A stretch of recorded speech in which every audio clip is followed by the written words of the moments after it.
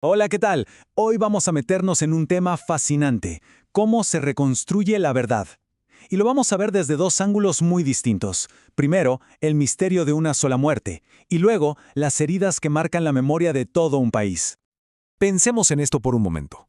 ¿Cómo se resuelve una muerte cuando la única persona que sabe exactamente qué pasó ya no está?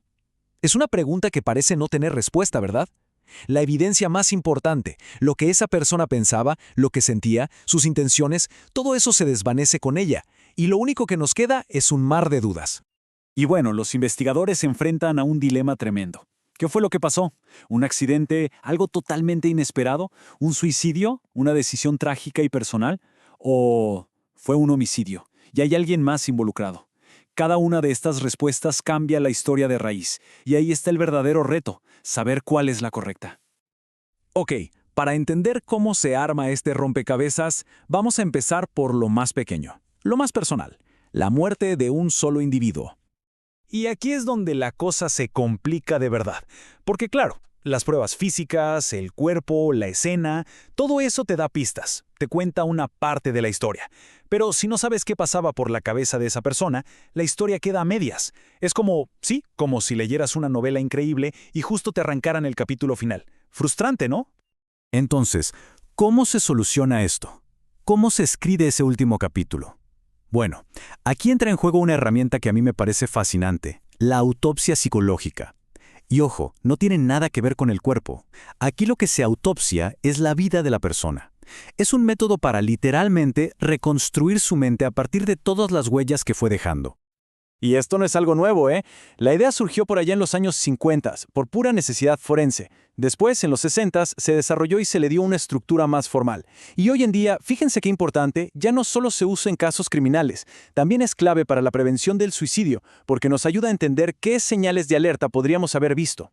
Pero, a ver, ¿cómo se hace esto en la práctica? Es un trabajo de detective, pero a otro nivel, súper meticuloso. Lo primero es juntar todo, absolutamente todo. Expedientes médicos, informes policiales, diarios personales, hasta lo que publicaba en redes sociales.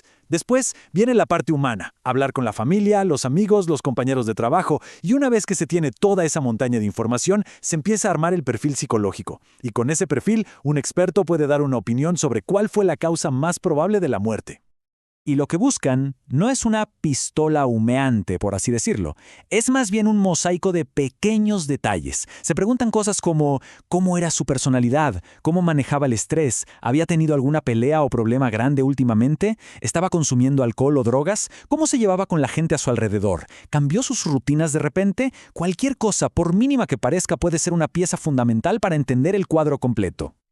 Ok, hasta ahora hemos hablado de cómo reconstruir la verdad de una sola vida. Es complejo, pero manejable. Pero ahora, ¿qué pasa cuando el misterio no es sobre una persona, sino sobre miles y miles? 75,000. Más de 75,000. Ese es el número estimado de víctimas del conflicto armado en El Salvador. Es una cifra que te deja sin palabras y que nos obliga a cambiar por completo la escala de lo que estamos hablando. Aquí la pregunta es otra. ¿Qué haces cuando la escena del crimen no es una habitación, sino un país entero? Esa necesidad de saber qué pasó no desaparece, al contrario, se multiplica por miles, por decenas de miles, y se convierte en una herida abierta, una herida colectiva que toda una sociedad necesita empezar a cerrar. Cuando hablamos de cosas tan terribles como desapariciones forzadas, ejecuciones, violencia desde el propio Estado, la pregunta ¿qué pasó? Deja de ser individual. Ya no es solo la familia la que pregunta, es la sociedad entera la que se lo pregunta. Porque para poder seguir adelante, una sociedad necesita entender su propia historia, por más dolorosa que sea. Y para dar respuesta a esa pregunta colectiva, a esa necesidad, el derecho internacional ha creado una figura importantísima, el derecho a la verdad.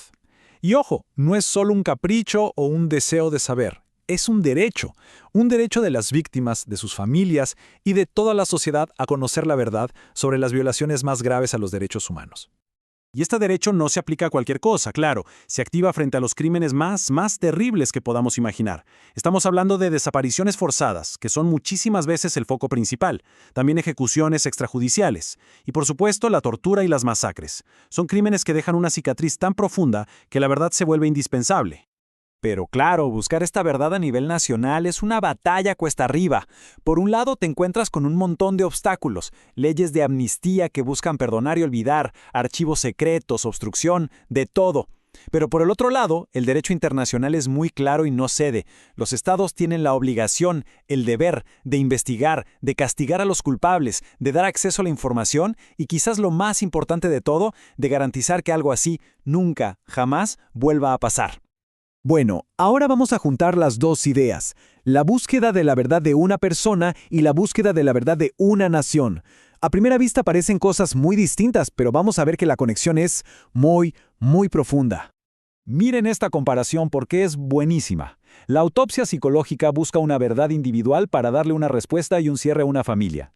El derecho a la verdad, por otro lado, busca una verdad colectiva para construir memoria y sanar a toda una nación. Los métodos, claro, son distintos. En un caso son entrevistas y revisión de archivos. En el otro son comisiones de la verdad y procesos judiciales. Pero el fin último es el mismo, reconstruir una historia que alguien quiso borrar. Al final da igual si estamos juntando las piezas de una sola vida o los capítulos rotos de la historia de todo un país. El objetivo es el mismo, luchar contra el olvido. La búsqueda de la verdad no es solo para entender el pasado. Es una deuda que tenemos, no solo con los que ya no están, sino con el futuro. Porque solo sabiendo la verdad de lo que pasó, podemos hacer justicia. Y podemos tener la esperanza de construir un futuro donde esas historias no se repitan.